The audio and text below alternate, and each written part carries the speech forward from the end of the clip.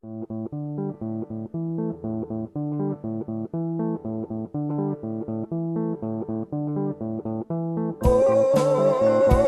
you wasting time. Look about you now. Make up your mind.